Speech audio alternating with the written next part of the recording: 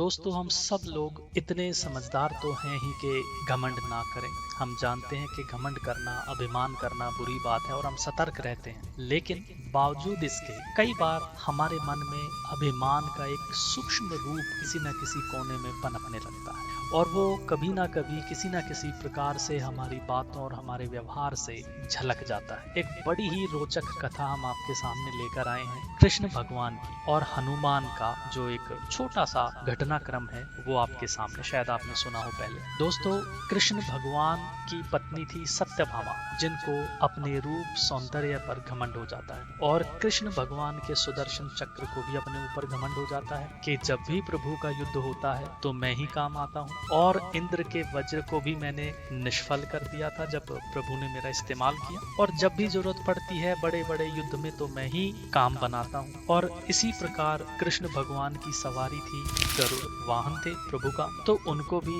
कहीं ना कहीं अपने ऊपर ये घमंड हो जाता है कि मेरे जैसी गति और मेरे जैसा बल तो किसी के पास भी नहीं है। तो सत्यभामा, सुदर्शन चक्र और गरुड़, इन तीनों का घमंड तोड़ने के लिए कृष्ण भगवान हनुमान का स्मरण करते हैं। कृष्ण भगवान समय भी राम का ही स्वरूप थे तो वो याद करते हैं। हनुमान भक्त समझ ही जाते हैं कि प्रभु ने याद किया और वो सीधे कृष्ण के पास ना आकर उनके सुंदर उपवन में जाकर बैठ जाते हैं और वहां उधम मस्ती करने लगते हैं। जब इसका पता कृष्ण भगवान को उनके सेवक देते हैं तो कृष्ण गरुड़ को आदेश देते हैं कि जाओ पता करो कौन शैतान है। तो गरुड़ बड़े जोश में आकर जाते हैं और हनुमान को डांटते फटकारते हैं और कहते हैं कि वानर, मैं तुझे ये कर दूंगा, वो कर दूंगा। तो हनुमान जी क्या करते हैं, गरुड़ को अपनी पूंछ में जोर से लपेट देते हैं और इतना जोर से लपेटते हैं कि गरुड़ का दम घुटने लगता है और उनको उछाल कर समुद्र में फेंक देते हैं। जब ऐसा होता है तो गरुड़ के होश उड़ जाते हैं। उनको यकीन नहीं होता कि कोई इतना बलशाली भी है। वो दुबक कर कृष्ण भगवान के पास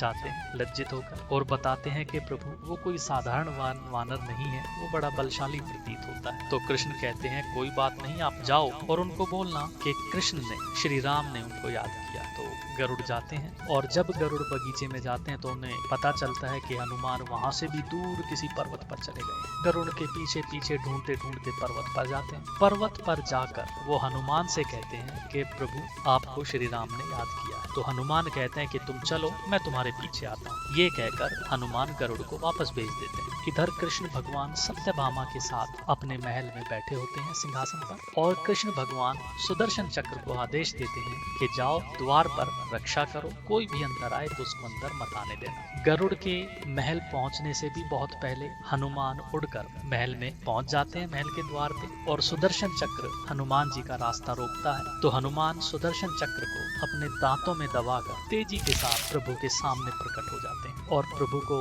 हाथ जोड़कर नमस्कार करके कहते हैं कि भगवान, मेरी माता कहाँ है। अब ये सुनकर कृष्ण भगवान कहते हैं कि सत्यभामा जो मेरे बगल में बैठी हुई है, यही तो तुम्हारी माता है। फिर हनुमान सत्यभामा को भी प्रणाम करते हैं और सुदर्शन चक्र को अपने मुंह में से निकालकर छोड़ देते हैं। अब इस घटना से सत्यभामा बड़ी लज्जित होती है, जिसको अपने रूपवान होने का, अपने सौंदर्य का इतना अभिमान था, उसकी तरफ हनुमान ने देखा तक नहीं और बोला कि माता कहाँ है, क्या मैं इतनी साधारण हूँ। और सुदर्शन चक्र, जिसको हनुमान ने सिर्फ अपने दांतों के अंदर दबा करके प्रवेश कर गए, उसका भी घमंड टूटा। इतनी ही देर में जब गरुड़ जी पहुंचते हैं महल में तो वो देखते हैं हनुमान जी तो यहाँ पहले से ही मौजूद है। तो उनको अपनी गति और बल का अभिमान जो होता है वो टूट जाता है और ये तीनों महसूस करते हैं कि इनमें कहीं ना कहीं अभिमान का सूक्ष्म रूप पनप गया था जो अब खत्म हो गया है। दोस्तों, ये कथा थी। धन्यवाद।